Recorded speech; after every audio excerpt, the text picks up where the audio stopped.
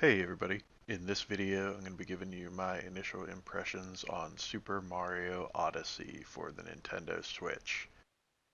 Before I get into any actual gameplay, I just want to say up front that I really believe this is the sort of game that while I've done my best to avoid spoilers, I would highly recommend not watching this video if you've already decided that you want to play this game.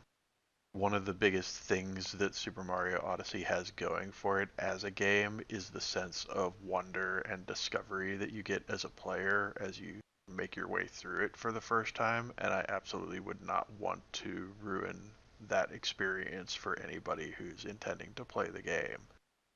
With that in mind, I have definitely tried to keep this footage as generic and non-spoilery as possible. And along those lines, I'm really not going to talk for very long about this game, except to point out a few key areas that I think are noteworthy that haven't been getting a lot of attention in most of the other coverage of it that I've seen.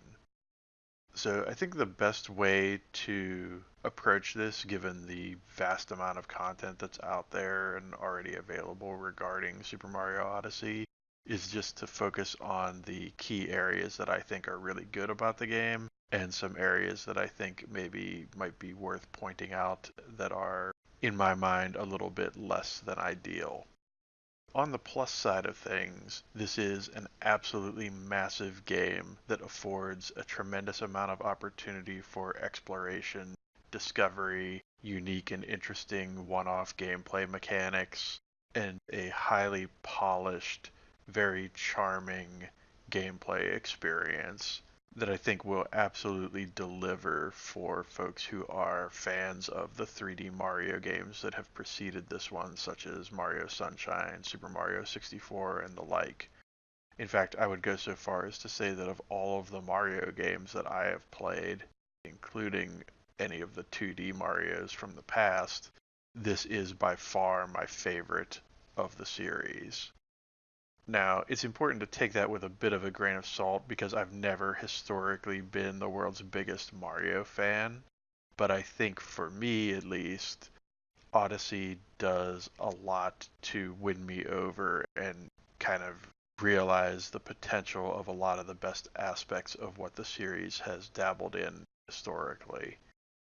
I get a real tangible sense of wonder and joy and fulfillment playing this game that I haven't necessarily had when playing other Mario games in the past. And while I feel like there are certain areas of the game that occasionally come up a bit short, the overall experience has been very pleasant and satisfying for me thus far. On the negative side of things, there are a couple of issues with the game that I think are worth pointing out. One being that the controls, while quite good for the most part and very responsive, can occasionally be a bit frustrating and a bit, to my mind, sloppy, especially given the pedestal that Mario games tend to be put on with regard to their controls.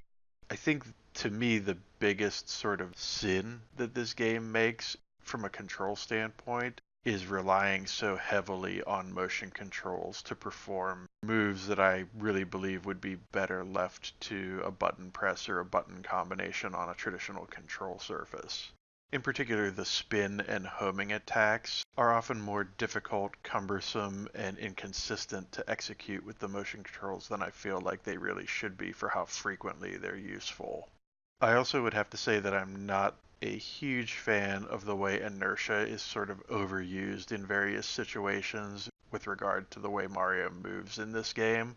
There are times when a very tiny movement of the left analog stick will produce an overly exaggerated or unwieldy motion from your character that just doesn't quite feel right given how snappy and precise most of the other movement feels most of the time. Now, you could make the argument that a little bit of that sloppiness is intentional because it's designed to encourage you to take possession of other characters that aren't affected by the slippery movement mechanics in those circumstances. But at the end of the day, I feel like it's a case where because you're mostly playing the game as Mario, his controls should be the best and most consistent of all of the entities that you play as. And I feel like that's not always necessarily the case here.